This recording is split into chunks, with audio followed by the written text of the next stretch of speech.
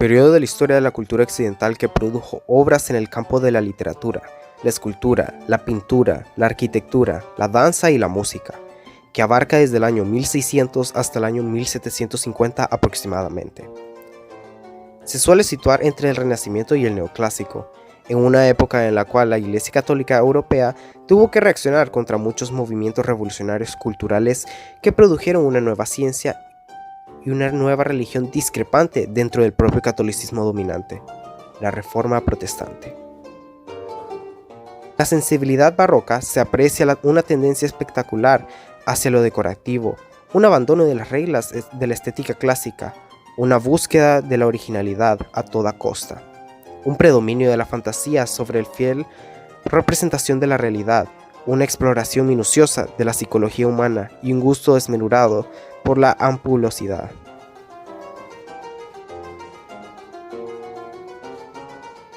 La especial actitud estilista que caracteriza el arte barroco alcanzó su momento de madurez en Italia hacia 1630 y se desarrolló en los 40 años siguientes. A partir de ese momento, se difundió por todas las naciones de Europa, jugando un papel importante en los conflictos religiosos del periodo, frente a la tendencia protestante a construir los edificios para el culto de una manera sobria y sin decoración. La Iglesia Católica usó para sus fines litúrgicos la grandiosidad y la complejidad barroca. El papado reaccionó contra la división que provocó la reforma iniciada por Lutero, generando el movimiento que se conoció como la Contrarreforma. La arquitectura, la escultura y la pintura fueron utilizadas para el prestigio de la autoridad papal e ilustrar las verdades de la fe.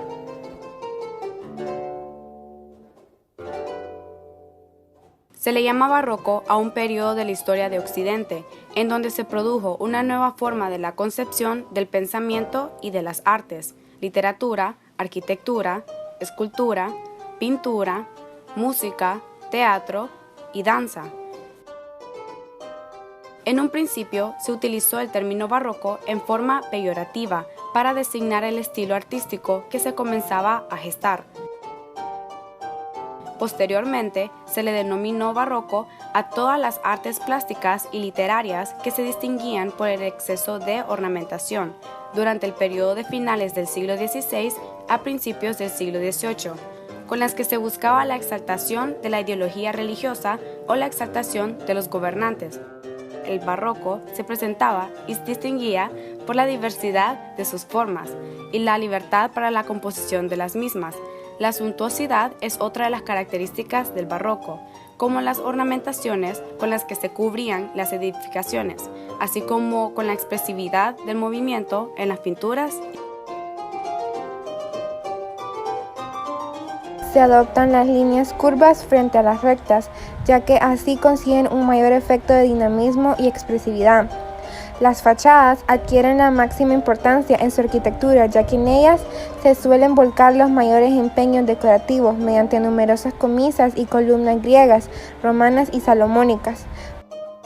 Por el predominio de los elementos decorativos sobre los constructivos, se puede decir que el estilo barroco es más que una forma de decoración arquitectural.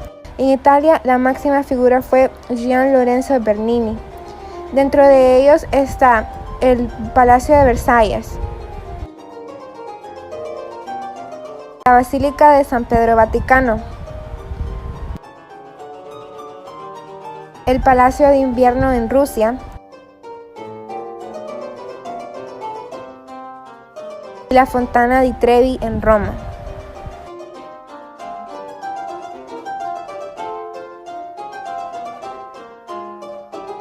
La pintura barroca fue un reflejo de los profundos cambios culturales y políticos que surgían en toda Europa. Aunque el término abarcaba una variedad desconcertante de estilos, se caracterizaba típicamente por dos cosas: una sensación de grandeza más un contenido emocional manifiesto. Fue a través de estos dos elementos que los pintores barrocos intentaron evocar estados emocionales en el espectador, apelando a los sentidos, a menudo de manera dramática. La luz y el color pasaron a ser grandes protagonistas, encargados de producir la profundidad y la perspectiva, más que la línea y el trazo. Se caracterizó por la búsqueda del realismo a través del efectismo, y era común y de cierta teatralidad las obras de arte. La pintura barroca reflejó la importancia de la religión en los países católicos, a la par que del gusto burgués en los protestantes, y se caracterizó por el realismo, la riqueza e intensidad de los colores, así como un fuerte contraste entre luces y sombras. La literatura del barroco o literatura barroca es un estilo literario europeo que se desarrolló durante el siglo XVII en España. Se caracteriza por el triunfo de la ornamentación, los juegos de palabras, la búsqueda de la emoción y el placer estético. El barroco se caracteriza por la idea del desengaño y por el pesimismo. Las temáticas frecuentes en esta literatura son la vida como lucha, sueño o mentira, y la fugacidad de los hechos humanos, plasmadas en un estilo suntuoso y recargado. La literatura barroca hace uso desmedido de la adjetivación, el hiperbatón, la elipsis, la metáfora, la perífrasis, la antítesis y las alusiones mitológicas. La escultura barroca cobra un papel decorativo en la composición general de la obra. En ella destacamos su complicada estructura y dramática vivacidad. Las esculturas barrocas se distinguen por su gran movimiento y el dinamismo. Las imágenes muestran pasiones violentas, lentas y exaltadas. La estructura barroca tiene una serie de características propias como predominan los temas religiosos, exaltación del realismo. El principal cliente de sus obras fue la iglesia y en segundo lugar la corte. Se produce la decadencia de las obras funerarias. Y las obras decoran establos, sillerías de coro y los famosos pasos de Semana Santa. Utilizan la madera policromada como material preferido. La música barroca abarca aproximadamente desde el nacimiento de la ópera en torno a 1600 hasta la muerte de Johann Sebastian Bach. Es uno de los periodos más importantes de la historia de la música por el enorme espíritu de creación que hay en él. Surgen músicos de primerísima calidad como Johann Sebastian Bach, Antonio Vivaldi y Claudio Monteverdi. Las principales características comunes de la música barroca son música afectiva, se impone el sistema armónico, el desarrollo de la armonía tonal, se emplea la disonancia, se busca un ritmo muy marcado y la aparición de nuevas formas vocales. Los escenarios políticos, sociales y artísticos influyeron notablemente en el desarrollo de la medicina, la salud pública en esta turbulenta etapa, la limpieza, las aguas servidas, los servicios públicos, el alcantarillado y los lavaderos continuaban a cargo de las parroquias.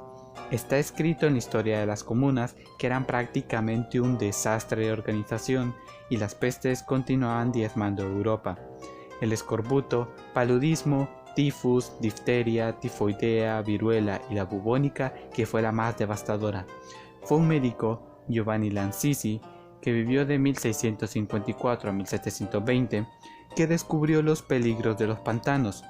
Describió además el paludismo y su causa por la picadura de un insecto. Estudió las enfermedades venéreas y las pestes proliferantes. Por esta época, los remedios caseros y los curanderos, brujas, charlatanes se impusieron, la materia médica de tiempos antiguos fue actualizada, la imposición de las manos volvió a tener un auge y fueron características de estos años. Los detallados registros de mortalidad de la ciudad de Londres, en los que se afirmaba que el 10.5% de la población murió de peste. Por esta época, el clínico inglés Thomas Sydenham encabeza el movimiento en pro de la atención individual de los enfermos. Prefería dejar actuar a la naturaleza. Describió la viruela, el paludismo, la neumonía, la escarlatina, la gota, que él mismo sufrió durante 40 años.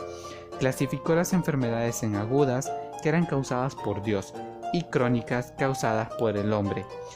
A él se le considera el padre de la epidemiología. la iatroquímica. El fundador de esta teoría general de la medicina fue Paracelso con su interés en ciertos aspectos químicos de la naturaleza. Su postulado de las tres sustancias químicas fundamentales, mercurio, azufre y sales, y su insistencia en el uso de sustancias químicas en vez de las infusiones y preparados complejos recomendados por la tradición galénica. Más cercano, la edad barroca es Johann Baptista van Helmont, quien nació en Bruselas y estudió matemáticas, filosofía, astrología y astronomía, pero rechazó el grado de maestro por considerarse todavía un estudiante. Después de un periodo con jesuitas capuchinos, continuó estudiando leyes, botánica y medicina. Regaló todas sus propiedades y se hizo médico itinerante, curando en forma gratuita a todos los que se le solicitaba. En 1621 se vio envuelto en una controversia sobre el bálsamo, la idea de que la herida producida por un arma se curaba si el médico, en vez de tratar al paciente, le aplicaba las medicinas al arma responsable de ella. Van Helmont insistió en que el estudio de la naturaleza corresponde a los naturalistas y a los sacerdotes, defendió Paracelso y a la magia, y propuso que los efectos milagrosos de la reliquia sagrada se deben a sus acciones simpáticas y no difieren de la cura del arma por magneto. Estas ideas eran peligrosas y en 1623 fueron denunciadas por la Facultad de Medicina de Lovaina ante la Santa Inquisición. Van Helmont compareció ante el alto tribunal y fue condenado por 3 años de cárcel. William Harvey estudió en Padua, el más brillante y genial médico barroco. Elaboró toda una doctrina embriológica con sus estudios y descubrimientos. Sistematizó la biología moderna en 6 puntos: la generación de animales inferiores por metamorfosis, generación espontánea, fecundación sexual, la doctrina del huevo animal, morfogénesis y reproducción por epigénesis. Implantó una nueva etapa para la medicina y la biología, que se inicia por la vivisección experimental, las ligaduras y la perfusión para demostrar que el corazón actúa como una bomba muscular.